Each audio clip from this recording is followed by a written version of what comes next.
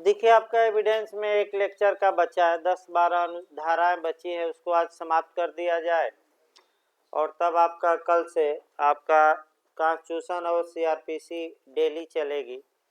देखिए आपका फिर भाई एक और सूचना दे दी जाए, आपका समय थोड़ा लंबा चल रहा है क्लास इस समय।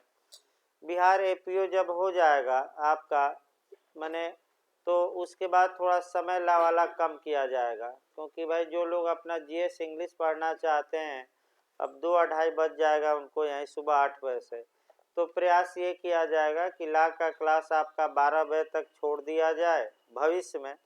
अभी तो संभव नहीं है, क्योंकि भाई जिनको एपीओ देना है उन पर भी दबाव है, हम पर भी।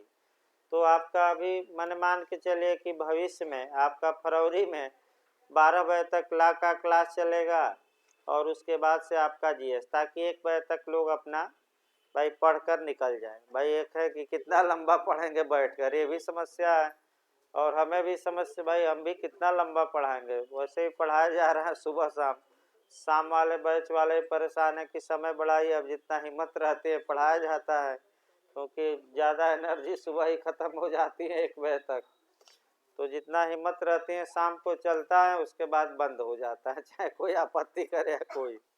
तो भाई शाम वालों बैच को भी देखना है, वो सब बरसाती मेढक हैं, वो एकदम मैंने तो आपका तो ये आज 1 बजे से मैंने चलेगा साइंस का क्लास। जिसको भाई साइंस पढ़ना है जीएस के लिए 4-5 दिन डेमो क्लास ले सकता है और जल्दी ही आपका इंग्लिश की भी क्लास लगाई जाएगी। इंग्लिश का हम प्रयास करेंगे कि सुबह लगा दें, यानी कि आपका भविष्य में 7:30 से 8:30 और ला की क्लास 8:30 बजे से चलेगी भविष्य में, अभी नहीं। तो क्योंकि यूपीजी आने वाली है तो दोनों चीज़ें आवश्यक है आपका ला के साथ। देखिए एविडेंस में आपका भाई देखिए कहाँ तक पढ़ाया गया था, 39 तक पढ़ाया गया था। हाँ, जिन लोगों का छूटा है भाई बता दिया जाए, आपका सिस्टम से जोड़ा जाएगा और आप लोग कुछ वीडियो 10-12-15 वीडियो से भी पढ़ लीजिएगा। आपका वीडियो से भी कुछ पढ़ना पड़ेगा, क्योंकि समय कम है और उसका उपाय ये है कि भाई समय कम है तो अच्छे से पढ़ने के लिए भाई आपका कुछ वीडियो भी देख लीजिए। देखिए आपका धारा 39 तक हमने बताया था और उसके बाद आइए धारा 40 से लेकर 44, यहाँ से आपका एक क्वेश्चन सेट रहता है, यानी कि सेक्शन 40 से लेकर और 44 तक एक क्वेश्चन सेट रहता है। यहाँ न्यायालयों के निर्णय कब रेलेवेंट या उचित होंगे, अर्थात न्यायालयों के निर्णय कब साक्ष्य में प्रस्तुत किए जा सकेंगे, इसका उल्लेख जो किया गया है धारा 40 से लेकर धारा 44। जब भी आप पढ़िए इस चैप्टर को, सामान्य नियम ये हैं, जनरल रूल, कि जो न्यायालयों के पूर्ववर्ती निर्णय या प्रेसिडेंट होते हैं कह सकते हैं, यानी कि जुडिशियल, जो आपका न्यायालय पहले निर्णय सुना दिया है उसको रेलेवेंट नहीं माना जाना चाहिए, क्योंकि प्रत्येक मामले को उसके तथ्य या फैक्ट पर निर्णित किया जाना चाहिए। यानी कि प्रत्येक सामान्य नियम यह है कि प्रत्येक मामले को उसके तथ्य के आधार पर उसके फैसला दिया जाए, न कि पूर्ववर्ती नज़ीर के आधार पर, नज़ीर माने निर्णय के आधार पर। और ये जो सिद्धांत हैं कि पूर्ववर्ती निर्णय सामान्यतः साक्ष्य में सुसंगत नहीं होते, ये सिद्धांत एविडेंस की धारा 43 से निकलता है। अर्थात इसका मतलब ये हुआ कि जब भी आप धारा 40 से लेकर 44 पढ़िए तो पहले धारा 40 न पढ़िएगा, धारा 40 न पढ़िएगा, सबसे पहले कौन सी धारा पढ़नी है तो 43।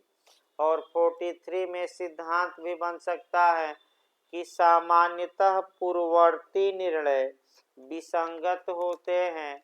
ये किस सेक्शन में है 43, और हम भी जब शुरुआत करेंगे तो 43 सेक्शन से करेंगे तब बैक होंगे। शब्द देखिए बैरेट का, पकड़ने का प्रयास करिए भाई।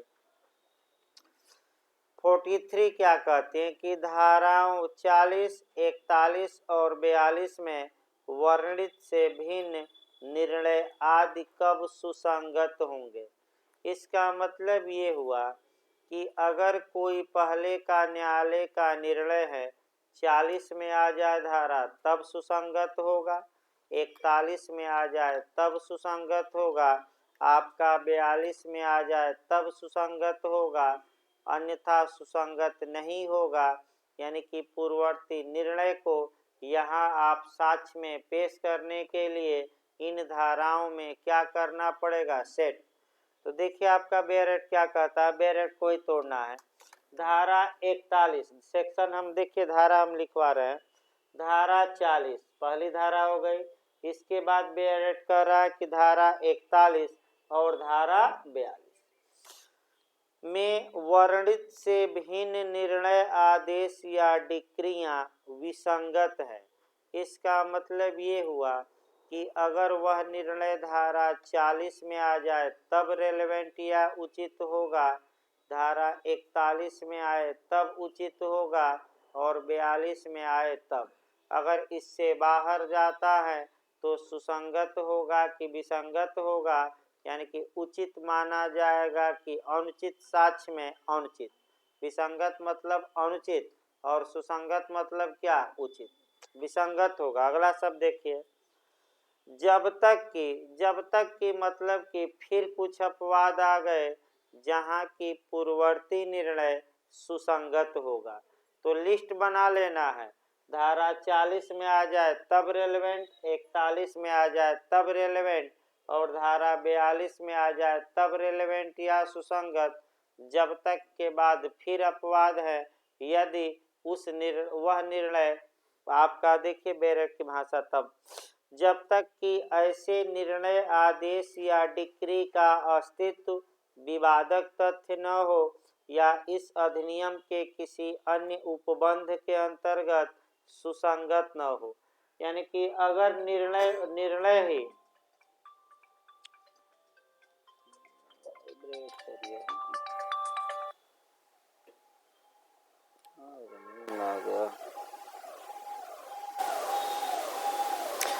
देखिए आपका जब तक कि निर्णय ही क्या न हो, फैक्ट इन इशू, यानी कि विवादक तथ्य, थोड़ा कठिन है भाई, विवादक तथ्य न हो या किसी अन्य धारा के तहत उसे आप क्या न बना दे, सुसंगत। इसका मतलब ये हुआ एक लाइन में कि पूर्ववर्ती निर्णय साक्ष्य में तभी पेश किया जाएगा जब वो 40 में आए, 41 में आए, 42 में आए या पूर्ववर्ती निर्णय पर ही विवाद हो, या आप पूर्ववर्ती निर्णय को किसी अन्य सेक्शन में 5 से लेकर 55 तक में दूसरी जगह क्या कर दें, सेट, तभी सुसंगत होगा, अन्यथा सुसंगत न समझ में आए तो लिस्ट याद रखिएगा। अब आपका इसका मतलब ये हुआ कि जो निर्णय धारा 40 में आ जाएंगे वो सुसंगत। अब यहाँ से बैक हो जाता है और 43 से कौन सी धारा पढ़ी जाती है बैक होकर, 40। अब आइए धारा 40 में जो क्वेश्चन बनता है उसको भाई नोट्स ले लीजिए जिसके पास न हो, क्योंकि लिखवाया कम जाएगा, नोट्स में है। धारा 40 देखिए भाई, द्वितीय वाद या विचारण के वारणार्थ, वारणार्थ न समझ में आए तो बेरेट में लिख लेना है आपका रोकने के लिए, वारणार्थ न आए तो क्या लिखना है, रोकने। द्वितीय यानी कि सेकंड वाद, द्वितीय वाद या विचारण के वारणार्थ यानी कि रोकने के लिए पूर्व निर्णय सुसंगत है, यानी कि जो न्यायालय ने पहले निर्णय दिए हैं वह रेलेवेंट है। देखिए किसी ऐसे निर्णय आदेश या डिक्री का अस्तित्व जो किसी न्यायालय को किसी वाद के संज्ञान से या कोई विचारण करने से विधि द्वारा निवारित करता है, निवारित मतलब रोकता है, सुसंगत तथ्य है। जबकि प्रश्न यह है कि क्या ऐसे न्यायालय को ऐसे वाद का संज्ञान या विचारण करना चाहिए। इसका मतलब ये हुआ कि सभी पूर्ववर्ती निर्णय डिक्री आदेश सुसंगत नहीं है। केवल कौन सुसंगत है, जो बाद वाले मामले के या तो ट्रायल पर रोक लगा दे या कॉग्निजेंस पर यानी कि विचारण से रोक दे बाद वाले मामले को, या किस पर रोक लगा दे, संज्ञान पर। तो ऐसी यानी कि आपका पहला क्वेश्चन बनता है कि एविडेंस की किस धारा में रेस जुडिकेटा या पूर्व न्याय या प्रांग न्याय का सिद्धांत समाहित है, तो आप धारा 40 मारिएगा। देखिए, कब पूर्ववर्ती निर्णय दूसरे मुकदमे को रोकेगा ये एविडेंस नहीं बताएगा, बस एविडेंस ये बताता है कि अगर कोई पहले का निर्णय है और वह दूसरे वाद के विचारण या संज्ञान पर रोक लगाने की क्षमता रखता है, तो वह पहले का निर्णय क्या होगा, रिलेवेंट, और दूसरे वाद के संज्ञान या विचारण पर क्या लगा देगा, रोक। इसीलिए इसे हम क्या कहते हैं, धारा 40 में कौन सा सिद्धांत समाहित है, रेस जुडिकेटा। ये क्वेश्चन आ चुका है। दूसरा देखिए, अब कब रोक लगाएगा, ये एविडेंस से गवाह नहीं होगा। सिविल मामला रहेगा तो सीपीसी की धारा 11 और क्रिमिनल मामला रहेगा तो सीआरपीसी की धारा 300 और संविधान का आर्टिकल 20 का क्लास 2। अब देखिए, डिटेल में भाई संभव नहीं है बताना, लेकिन आपको रिलेट करके, चूंकि प्री के लिए केवल चल रहा है, इधर 1 माह चलेगा, तो आप लिख सकते हैं। इसी के साथ आपका सेक्शन सीपीसी का 11 भी पढ़ना है, सीआरपीसी का कौन सा सेक्शन 300 और कॉन्स्टिट्यूशन का कौन सा आर्टिकल 20 का क्लास क्या 2। सीआरपीसी और कॉन्स्टिट्यूशन क्रिमिनल मामले में रोक लगाएगी और आपका सीपीसी सिविल मामले में किस वाद को रोक देगी, या विचारण से या संज्ञान से, दूसरे। अब आइए 41 से क्वेश्चन बनता है, यूपीजे में भी बना था। देखिए, आपका निर्णय का 2-3 एंगल से पहले क्वेश्चन निकाल लिया जाए। कंक्लूसिव प्रूफ या निश्चायक सबूत एविडेंस में कहाँ कहाँ है, ये यूपीजे में आपका पिछली बार क्वेश्चन बना है। तो अगर कंक्लूसिव प्रूफ है तो 3 धाराएं रटे रहिएगा। अकाट्यतर आपका 41, 112, 113 भाई रटे रहिए। आ सकता है यूपीजे बनाया है तो हो सकता है बिहार भी रिपीट कर दे। कंक्लूसिव प्रूफ का सिद्धांत या निश्चायक सबूत हिंदी में कहते हैं, कहाँ है, तो 3 धाराएं आप चाहें तो अलग से लिख सकते हैं, नोट्स में है आपका 41, इसके बाद से आपका कौन सा 112 और तीसरा 113। ये पहला क्वेश्चन। दूसरा क्वेश्चन आपका पूछा जाता है, वह ये पूछा जाता है निर्णय के इफेक्ट को लेकर। अब आपका कंसेप्ट पहले एक लाइन बनाइए अच्छे से। देखिए, थोड़ा कठिन है, मैं बता दूं, आपका समय कम है और कठिन चीज़ें अब 1-2 आ रही हैं, तो आप दिमाग स्थिर करके, कुछ ना समझ में आया, जिनको एग्ज़ाम देना है, कुछ चीज़ें रट्टा मार कर जाएंगे बिहार एपीओ, उसके बाद समझाया जाएगा फिर बाद में, लेकिन अभी रट्टा मार कर कुछ जाना है। निर्णय का 2 प्रभाव होता है, ये पहले याद रखिए। यहाँ से भी इंटरव्यू और प्री में क्वेश्चन 41 से बना है। एक निर्णय होता है जजमेंट इन पर्सोनम।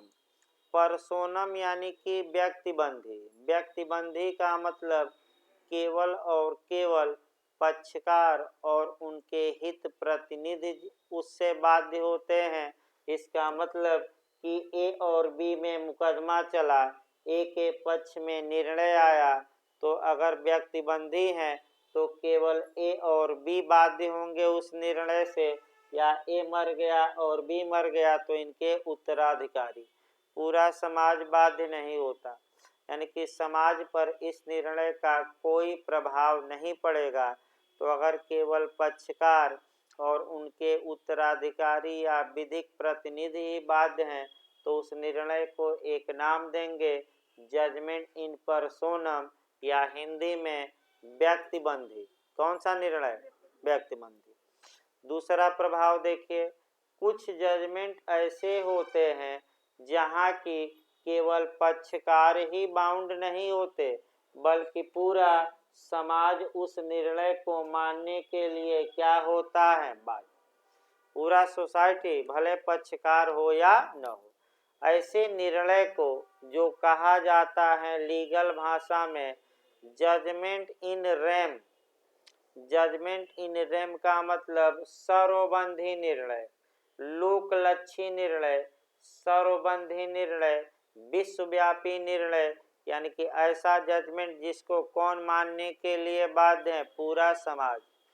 तो अब जो क्वेश्चन बनता है कि एविडेंस में जजमेंट इन रेम या सर्वबंधी निर्णय या विश्वव्यापी, या इसको हिंदी में लोकलक्षी भी कहते हैं, लोकलक्षी निर्णय का प्रावधान किस धारा में है, तो 41। किस धारा में, 41। भाई गलत ना हो तो व्यक्ति बंदी है कि लोकलक्षी की दोनों 41 में, दोनों नहीं है, केवल और केवल कौन है, लोकलक्षी, यानी कि जजमेंट इन रेम। यही पॉइंट पकड़ना है। 41 बैरक पर भी लिख लीजिए, जजमेंट इन रेम या लोकलक्षी निर्णय। अब अगला क्वेश्चन, कितने विषय पर दिए गए निर्णय लोकलक्षी निर्णय कहे जाते हैं, तो 4 सब्जेक्ट रट्टा मारना है। देखिए 4 सब्जेक्ट कौन है आपका, एक सब्जेक्ट देखिए, यानी कि 4 विषय पर अगर न्यायालय ने निर्णय दिया है तो वह निर्णय जजमेंट इन रेम माना जाएगा। देखिए 4 विषय क्या है बैरक में, क्रम से याद रखिए, क्रम उत्तराखंड क्रम में पूछा गया, लिख लीजिए भले अलग से। पहला प्रोवेट, प्रोवेट है, दूसरा विवाह है, तीसरा नवाधिकरण है और चौथा दिवाला।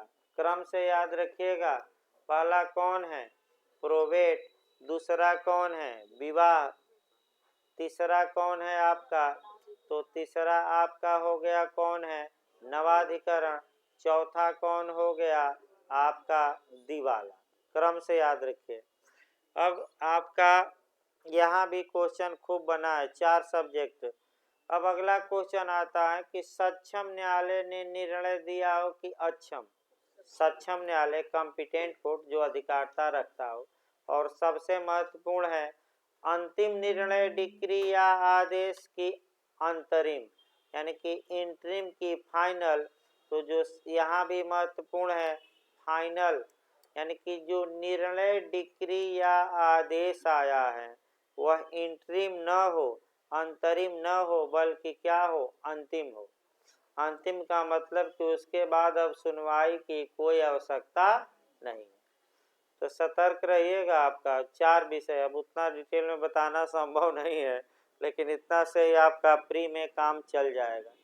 अगला देखिए, धारा 42 से क्वेश्चन बनता है।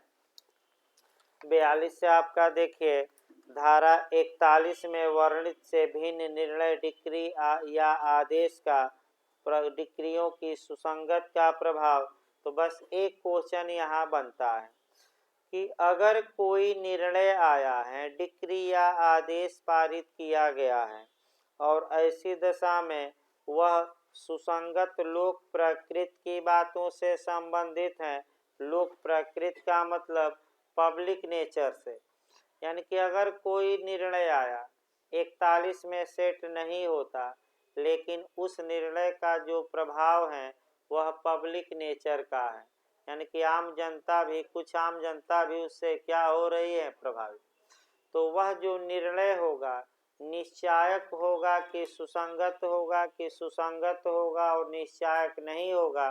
तो एक शब्द बस याद रखिएगा, लोक प्रकृति के बारे में दिए गए निर्णय सुसंगत होंगे लेकिन निश्चायक नहीं होंगे, अर्थात अकाट्य नहीं होंगे, अर्थात आपका उसको काटा जा सकता है। फिर एक लाइन याद रखिए, भले ना समझ में आए, ऐसे निर्णय रेलेवेंट या सुसंगत होंगे लेकिन निश्चायक नहीं होंगे। लेकिन ये कब मारेंगे ऑप्शन में, जब किस विषय पर निर्णय आया हो, लोक प्रकृति। लेकिन यही निर्णय अगर किस धारा में सेट हो जाए, 41, कितने विषय पर, 4, तो वह निश्चायक होंगे और अकाट भी होंगे। और क्या कहा जाएगा? पर्सोनम की रेम, रेम।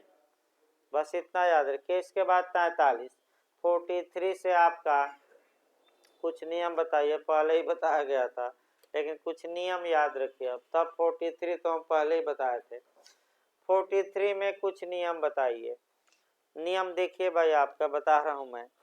देखिए, सिविल मामलों में दिए गए निर्णय क्रिमिनल मामलों में सुसंगत या उचित नहीं होते, और क्रिमिनल मामलों में दिए गए निर्णय सिविल मामलों में भी उचित नहीं होते।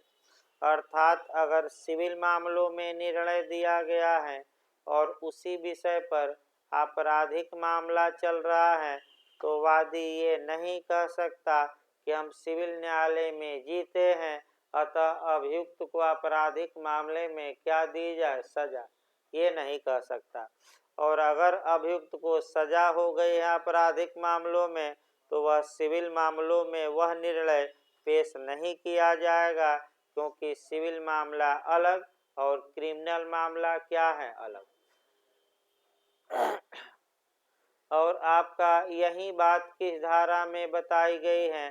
43 के दृष्टांतों में।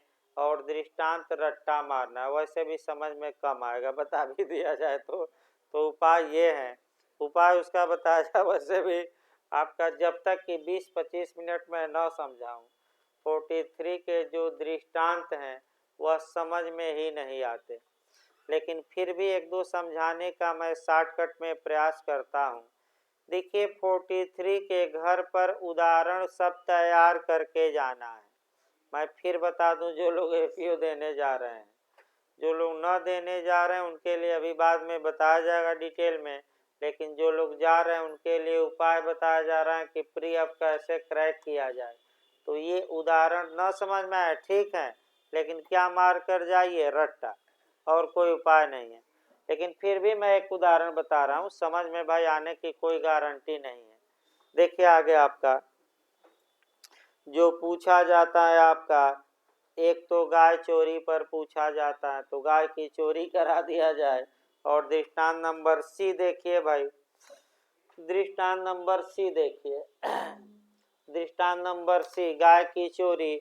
और एक आपका एडल्ट्री वाला ज्यादा पूछा जाता है, जार कर्म वाला। देखिए आपका पॉइंट पकड़ लेंगे तो ठीक ही है। आपका ख, तो पहले उदाहरण नंबर बी हम बताते हैं, क्योंकि बी और सी केवल दो उदाहरण हम बताएंगे। देखिए आपका क अपनी पत्नी ग के साथ जार कर्म करने के लिए ख का अभियोजन करता। अब तो अपराधी नहीं है। अब 2018 से ये जो मैं उदाहरण बता रहा हूँ अपराध नहीं है। यानी कि इसका मतलब ये हुआ कि ए गौ के खिलाफ है ना, हाँ, बी के खिलाफ, ए बी के खिलाफ यानी कि ख के खिलाफ मुकदमा करता है कि बी ने उसकी पत्नी सी के खिलाफ जार कर्म या एडल्ट्री का अपराध किया है। तो बताइए, मुकदमा किया तो सिविल मुकदमा किया कि क्रिमिनल? पकड़ते रहे, क्रिमिनल। और बी उस मुकदमे में आईपीसी की धारा 497 के तहत क्या पाता है? दंड। अब ये धारा अवैध घोषित कर दी गई है, अब अपराध नहीं रही। और केस भी मैं बताया था, जोसेफ साइन का केस। कौन सा केस? और इसी केस में मैं अभी जूरिस्प्रूडेंस में भी जोड़ा था कि स्टेटस टू कॉन्ट्रैक्ट में कि पत्नी पति की संपत्ति नहीं है, यानी कि पत्नी की इच्छा पति पर निर्भर नहीं करती, क्योंकि पत्नी का पर्सनालिटी अलग और पति का क्या है। और एविडेंस की धारा भी मैं बताया था, कौन सी धारा पति पत्नी को अलग व्यक्ति भारत में मानती है। हाँ, अब रट कर जाइए, जो पढ़ा जाओ तो रटिए, जो ना पढ़ा गया वो भले ना बताइए। अब आइए आगे देखा जाए। बी को सजा होता है, ठीक है, सजा हो गई, अब नहीं सजा होगी वर्तमान में। अब करता क्या है कि सी क्या करती हैं, बी से आपका विवाह कर लेती है बाद में। और ऐसी दशा में आपका ए कह सकते हैं कि सी के खिलाफ बाइगेमी या दुविवाह के लिए मुकदमा करता है, आईपीसी की धारा 494 का। तो आप लोग बताइए ए और बी में जो मुकदमा चला, निर्णय आया, क्या ए और सी के बीच जो मुकदमा चल रहा है, क्या उसमें कह सकते हैं कि पहला मुकदमे का निर्णय आपका रेलेवेंट होगा कि नहीं? नहीं होगा। क्यों? क्यों नहीं होगा? क्योंकि दोनों मुकदमों में अपराध अलग हैं और अभियुक्त भी क्या है? अलग। और आपका सीआरपीसी की धारा 300 और संविधान का अनुच्छेद 20 का क्लास 2 क्या कहता है कि आपका किसी व्यक्ति के खिलाफ एक ही अपराध के लिए एक से अधिक बार अभियोजन नहीं चलाया जाएगा, सजा नहीं दी जाएगी। तो आप लोग बताइए इसमें अपराध अलग अलग हो गया कि एक अलग, और व्यक्ति एक है कि अलग अलग? तो पूर्ववर्ती निर्णय सुसंगत होगा कि विसंगत? विसंगत, विसंगत होगा, क्योंकि कोई मतलब ही नहीं है, शर्तें पूरी नहीं हो रही हैं सीआरपीसी की धारा की 300 की। अगला उदाहरण देखिए भाई, गाय वाला सी उदाहरण देखिए। ख का अभियोजन क इसलिए करता है कि क की गाय चुराई है और ख दोष सिद्ध किया जाता है। ए ने बी के खिलाफ मुकदमा किया कि बी हमारी गाय चुराया था, और बी गाय की चोरी के लिए आपराधिक न्यायालय द्वारा क्या पाता है? सजा। अब देखिए, तत्पश्चात क उस गाय के लिए जिसे ख ने दोष सिद्ध होने के पूर्व ग को बेच दिया था, ग पर वाद लाता है। अब बताइए, वाद लाता है मतलब क्या हुआ? क्रिमिनल मामला लाया कि सिविल? अभी हमने बताया था सीपीसी में कि क्रिमिनल में अभियोजन कहा जाता है और सिविल में। तो बताइए, वाद लाया पैसा के लिए गाय का कि गाय बेचे हो पैसा दो, तो सिविल मामला लाया कि क्रिमिनल? क्रिमिनल मामलों में दिया गया निर्णय सिविल में सुसंगत होगा कि नहीं? नहीं। तो इसलिए पूर्ववर्ती निर्णय यहाँ भी विसंगत होगा, क्योंकि बी सजा पाया था आपराधिक मामलों में, और आपका बी से दूसरा मुकदमा ए जो किया है वह गाय की कीमत वसूलने के लिए सिविल मुकदमा किया है, और सिविल मुकदमे में क्रिमिनल मुकदमे का निर्णय सुसंगत होगा कि विसंगत? विसंगत। तो देखिए, अब ये है कि भाई समझ में आए ना आए, रट्टा मार कर जाना है और कोई उपाय नहीं है। आइए 44 देखा जाए।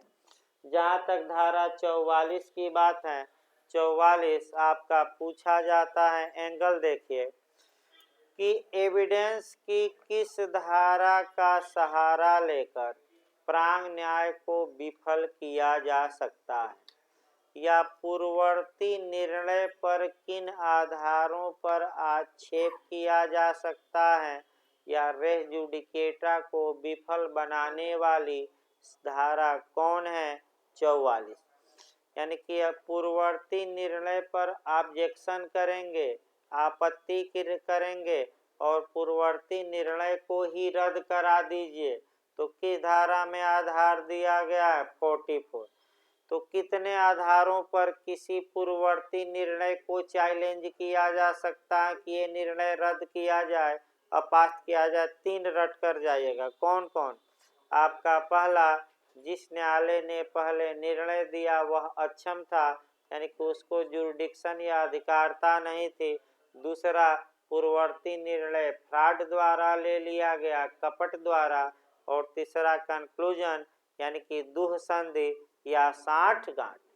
तो कितने आधार पर किसी निर्णय को चुनौती दी जा सकती है धारा 44 के तहत? 3 रट कर जाइएगा। कौन कौन आधार है? न्यायालय की अधिकारता का अभाव या सक्षमता का अभाव, दूसरा कपट, तीसरा दुह संधि। लेकिन यही क्वेश्चन आइए अगर 41 में आ जाए, माने जजमेंट इन रेम वाले में, तो एक आधार और बढ़ा देना है। देखिए मैं बढ़ा रहा हूँ। आपका 41 यानी कि 4 विषय दिए गए थे, और उस पर जो अंतिम निर्णय डिक्री आई थी वह कंक्लूसिव प्रूफ थी, यानी कि जजमेंट इन हम क्या बताए थे? रेम, यानी कि पूरा समाज उस निर्णय को मानने के लिए क्या था? बात। तो एक आपका जजमेंट इन रेम को भी चुनौती दी जा सकती है कि धारा का सहारा लेकर 44 का, तो पहला आधार क्या हो गया, न्यायालय की अक्षमता, दूसरा आधार कपट, तीसरा आधार दुसंधि, एक और आधार है। आधार ये है कि ये जो 4 विषय दिए गए हैं, निर्णय इन 4 विषयों से कहाँ का है, बाहर का। तो बाहर का है तो 41 लागू होगी कि नहीं, नहीं। एक और ले सकते हैं कि ये जो निर्णय आया है ये हजूर अंतरिम है और आपका 41 के लिए यह आवश्यक है कि जो पूर्ववर्ती निर्णय हो 4 विषय पर वह क्या हो, अंतरिम की अंतिम, अंतिम। तो 2 आधार और हमने बताया, 4 विषयों से क्या बाहर, और दूसरा क्या बताया कि अंतरिम। तो टेक्निकल क्वेश्चन आइए 45 से 51। 45 से 51 तक के प्रावधान आपका एक्सपर्ट ओपिनियन है, यानी कि विशेषज्ञ की राय और अविशेषज्ञ की राय। आपका पहला क्वेश्चन बनता है कि मित्र धारा कौन है, फ्रेंड सेक्शन, तो 45 लिख लीजिए उसी पर। मित्र धारा, तो मित्र धारा कौन कही जाती है, तो धारा 45 कही जाती है। आइए मित्र धारा क्यों कही जाती है इस विषय को देखिए। हाँ, दूसरा भाई बना दिया जाए, धारा 45 से लेकर 51 तक में विशेषज्ञ की राय सुसंगत है कि अविशेषज्ञ की कि दोनों की, तो दोनों मार कर आइए। कौन कौन, उसको लिख लीजिए, नया बन सकता है क्वेश्चन। धारा 45 से लेकर 51 तक किसकी राय, विशेषज्ञ की कि अविशेषज्ञ की, दोनों की, तो दोनों मार कर आइएगा। देखिए आपका विशेषज्ञ कौन होता है, जो विशेष दक्षता या अनुभव रखता हो। भाई विशेषज्ञ की परिभाषा नहीं दी गई है, ये उत्तराखंड का मॉडल है। विशेषज्ञ कौन होगा, जो विशेष दक्षता रखता हो, तो आपका विशेष कौशल रखता हो। विशेष दक्षता कैसे पाई जा सकती है पूछ लेगा, तो 3 प्रकार से, या तो वह अनुभवशील हो, दूसरा पढ़ाई लिखाई किया हो, या शौक पाला हो। शौक से भी लोग बहुत बन जाते हैं विशेषज्ञ, शौकिया विशेषज्ञ होते हैं। अब आपका अगला क्वेश्चन आता है जो टेक्निकल, कि कितने विषयों पर न्यायालय विशेषज्ञ की राय ले सकता है। तो धारा 45 में कितने विषय हैं, 5। और क्रम बनाने के लिए दिया है, जैसे आपका संविधान में उद्देशिका में क्रम बनाने के लिए आता है, उसी प्रकार यहाँ भी क्रम बनाना है। क्रम गलत ना हो, अंडरलाइन करके जाइएगा। फिर 41 में क्रम फिर एक बार बैक होके दोहराइए। 41 में पहला कौन था, प्रोवेट, दूसरा कौन था, विवाह, तीसरा कौन था, नवाधिकरण, चौथा दिवाला। तो 45 में भी क्रम एकदम रटे होना चाहिए। देखिए पहला है आपका, जब किसी न्यायालय को विदेशी विधि, फॉरेन लॉ, पहला विदेशी विधि, दूसरा कौन हो गया, विज्ञान, तीसरा कला, और चौथा हस्तलेख यानी कि हेड राइटिंग, और 5वां अंगुली चिन्ह यानी कि फिंगरप्रिंट। तो क्रम से याद रखिए। अब देखिए क्वेश्चन का मॉडल, किस विषय पर न्यायालय विशेषज्ञ की राय नहीं ले सकता। अब ध्यान से समझिए उदाहरण, विदेशी विधि, भारतीय विधि, हस्तलेख और अंगुली चिन्ह। तो बताइए किस पर विशेषज्ञ की राय नहीं ली जा सकती। सही बता रहे हैं, यही पॉइंट पकड़े, किस पर, तो भारतीय विधि पर विषय, पहला लेक्चर हम बताए थे, भारतीय विधि पर विशेषज्ञ की राय नहीं ली जा सकती। तो तुरंत आपका 57 का यूज करना है। कौन सी धारा, न्यायालय ये आपका जुडिशियल नोटिस लेगा, इसको जोड़कर पढ़िएगा भारतीय विधि को, किस धारा से, 57 से। न्यायालय पहले दिन बताए थे कि न्यायालय न्यायिक अपेक्षा लेगा, यानी कि स्वयं जानेगा कि भारत का कानून क्या है। तो एक्सपर्ट ओपिनियन किस पर ली जा सकते हैं, भारतीय विधि की, विदेशी की, दोनों के, इनमें से कोई नहीं, विदेशी, भारतीय विधि पर नहीं। अब अगला क्वेश्चन यूपीएफयू ने बनाया कि विदेशी विधि को कैसे साबित किया जाएगा, तो मैं आपको बताया भी था, दो तरीके हैं। एक धारा 38 के तहत वह किताब पेश करके विदेश से लाकर, और दूसरा क्या तरीका है, धारा 45 के तहत किसकी राय लेकर, एक्सपर्ट की। अब आपका याद रखिए, कह सकते हैं उतना तो बताना संभव नहीं है। 46 आ जाइए। 46 आपका ये कहती हैं कि विशेषज्ञ की राय का जितनी भी बातें सपोर्ट करेंगी या जितनी भी बातें विरोध करेंगी, वे सभी बातें सुसंगत होगी। तो एक उदाहरण देखिए, डॉक्टर विशेषज्ञ हैं, किसी लाश का पोस्टमार्टम किया और ये लिखा अपनी रिपोर्ट में कि गोली आपका माने यह व्यक्ति जहर देकर मारा गया होगा। अब यह व्यक्ति जहर देकर मारा गया कि आपका मन मरा, कि आपका कह सकते हैं कि बिना जहर के मरा, यानी कि जहर के अलावा किसी अन्य चीज से मरा, इस बात का जितनी बातें सपोर्ट करेंगी और जितनी बातें विरोध करेंगी, वे सभी बातें साक्ष्य में क्या की जा सकती हैं, प्रस्तुत, ये सभी बातें। और इसी के साथ 51 भी देखना है कि विशेषज्ञ क्या अपने आपका माने अपनी राय का आधार बता सकता है कि नहीं, तो राय का आधार बता सकता है। एक उदाहरण देखिए, एक डॉक्टर ने लिखा कि जो व्यक्ति मरा है गोली लगभग 25 मीटर से और इस वेपन से मारी गई होगी। अब आप लोग बताइए, गोली 25 मीटर से ही मारी गई, डॉक्टर ने ये अपना विचार प्रकट किया है लाश को पोस्टमार्टम करके, तो ऐसी दशा में गोली 25 मीटर से मारी गई कि कम दूरी से मारी गई कि अधिक, इस बारे में 746। और डॉक्टर से ये पूछा जाए कि आप किस आधार पर कह रहे हैं कि गोली 25 मीटर से मारी गई होगी, तो क्या डॉक्टर साहब अपनी राय का आधार दे सकते हैं कि नहीं, दे सकते हैं। और यही पूछा जाता है कि ओपिनियन का बेस या राय का आधार कहाँ रेलेवेंट है, तो 51 में।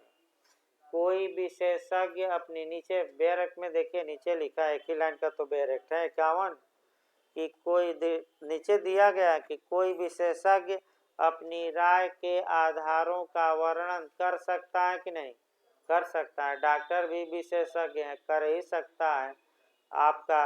अब क्यों गोली 25 मीटर से मारी गई, तो बताएंगे कि 5 साल हम मुन्ना भाई LLB जैसे थोड़े पढ़े हैं, किताबों का अध्ययन किए थे, और 5 साल मुन्ना भाई MBBS जैसे नहीं पढ़े थे, किताब का अध्ययन किए और पढ़ाया गया था इस किताब में ये नियम है कि अगर इतना छिद्र हो तो इतने दूर से गोली चली होगी। उसका माने ये रहता है कि कितना सुराग बनाकर गोली घुसी है, कि छिद्र बनाकर कितना घुसी आर पार हो गई, उस हिसाब से ये अनुमान लगाया जाता है, कल्पना कि कितने दूर से मारी गई होगी, यह अनुमान लगाया जाता है डॉक्टर द्वारा, याद रखिएगा। तो आपका इसके बाद आपका आता है 45 से पढ़ लीजिएगा, 46 हो ही गई, अब 47 आती हैं, UPFPO में पूछा जा चुका है, यानी कि इधर 47 से 48 49 50 बहुत अच्छे से कवर करके जाना है। कंपटीशन में एक क्वेश्चन बनता है, UPFPO ने बनाया आपका 47 बनाया। देखिए, हस्तलेख के बारे में राय कब सुसंगत होगी। अब ये अविशेषज्ञ आ गया, विशेषज्ञ नहीं, अविशेषज्ञ। तो देखिए आपका भाई मैंने कई लोग लिखते समय क्या करते हैं, ध्यान से, हस्तलेख मैंने समझ रहे हैं ना, हेड राइटिंग। तो मान लीजिए इसी क्लास का उदाहरण दे दिया जाए, ए तथा बी दो लोग एक साथ पास पास बैठे हैं। अब जब स्पीड में बोला जाता है तो ए ने कुछ बातें छोड़ दी, और जब बोलकर लेक्चर दिया जाता है तो बी की कॉपी से देखकर कौन लिख लिया, ए। अब बताइए, ए विशेषज्ञ है कि अविशेषज्ञ, अविशेषज्ञ। लेकिन वह पास में बैठने के कारण बी की लिखावट से क्या हो गया है, परिचित। अगर कहीं समस्या ये आए कि क्या यह बी की हेड राइटिंग है, तो ए साक्ष्य पेश कर सकता है कि नहीं कि हम रोज देखते थे, हमारे पास ही बैठते थे, ये हेड राइटिंग इन्हीं की है, तो बताइए साक्ष्य दे सकता है कि नहीं। तो जो परिचित हो यानी कि इसका मतलब जो आदान प्रदान किया हो लेटर का, या जो रोज क्या करता है हेड राइटिंग देखता है, तो ये विशेषज्ञ नहीं है, फिर भी ये हस्तलेख के बारे में माने कि इसकी राय क्या होगी, सुसंगत।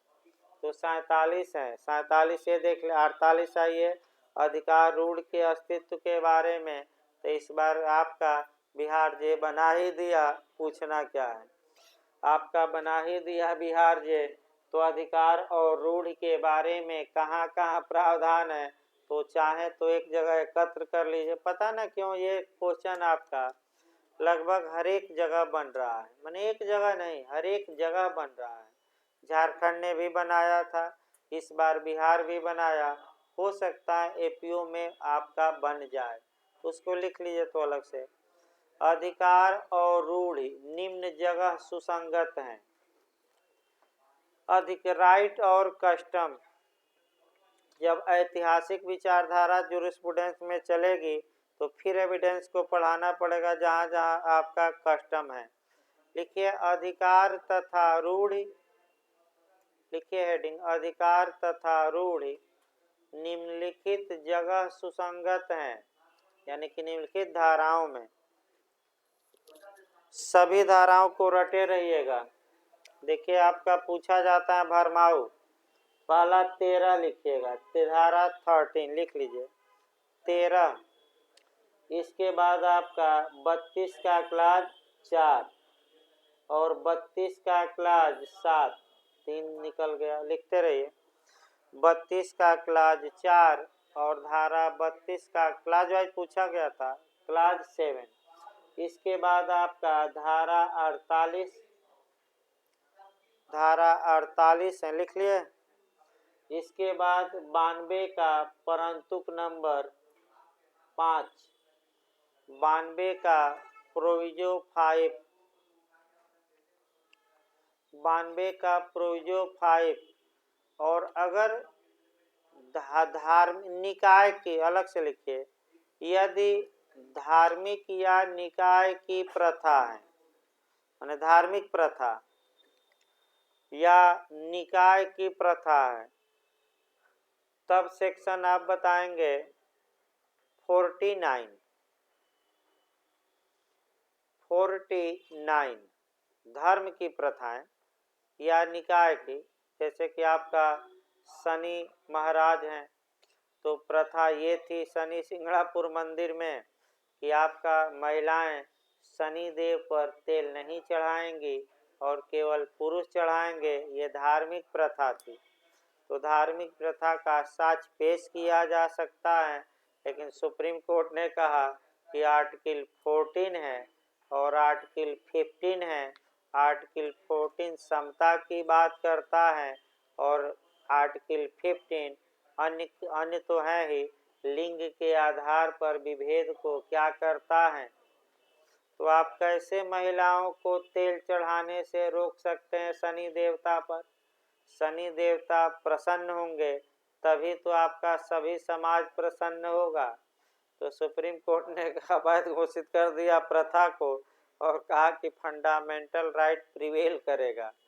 अयप्पा से लेकर तमाम विवाद उत्पन्न हुए थे और आपका सुप्रीम कोर्ट ने महिलाओं के हक में हमेशा क्या दिया, और 497 में भी दिया कि पति की इच्छा पर थोड़े पत्नी की इच्छा निर्भर करती है, प्रॉपर्टी थोड़े हैं, उसकी भी व्यक्तित्व है, पर्सनालिटी अलग है। तो अगला देखिए धारा 50 पूछा जाता है, नातेदारी के बारे में राय। धारा 50 सब सीधे कवर करिए। नातेदारी, रिश्तेदारी, तो नातेदारी के बारे में राय सुसंगत होगी कि विसंगत? सुसंगत। अविशेषज्ञ हैं लेकिन नातेदारी के बारे में जानता है। अब देखिए इस पर समस्या यूपीएपीओ ने बनाया। ए और बी के बीच विवाद ये उत्पन्न हो गया है, क्या ए और बी विवाहित हैं? सी एक व्यक्ति हैं जो ए का मित्र हैं और हमेशा इन लोगों को एक वैवाहिक माने स्त्री और पुरुष के रूप में रहते हुए देखा है। यानी कि इनका आचरण, हाव भाव, चाल चलन, रहन सहन सी ने देखा है कि ये लग रहा मैंने देखा है और कभी भी उसे संदेह नहीं हुआ। तो विवाद उत्पन्न होने पर सी विशेषज्ञ नहीं है, लेकिन सी साक्ष्य दे सकता है कि ये पति पत्नी है, क्योंकि पति पत्नी जैसा ये लोग क्या करते थे, अपना आचरण दर्शाते थे। यही क्वेश्चन समस्या बनाकर पूछा गया कि नातेदारी के बारे में राय, रिश्तेदारी तो कौन सी धारा में रेलेवेंट है? 50। भाई समस्या दी गई है, पढ़ लीजिएगा घर पर। इसके बाद करेक्टर आता है, यानी कि करेक्टर ऊंचा है कि ढीला है, 52 से लेकर कहाँ तक? 55। तो उसको एरिया कवर कर लीजिए भाई। धारा 52 और 55 पहले जोड़, उसको आपका पहले तोड़ लीजिए धारा को। 52 और 55 केवल सिविल मामलों में लागू होगी। अलग धारा तोड़िए तो 52 और 55 केवल किस मामले में? सिविल में। और 53 ए और 54 केवल क्रिमिनल में। पहले ये जानिए।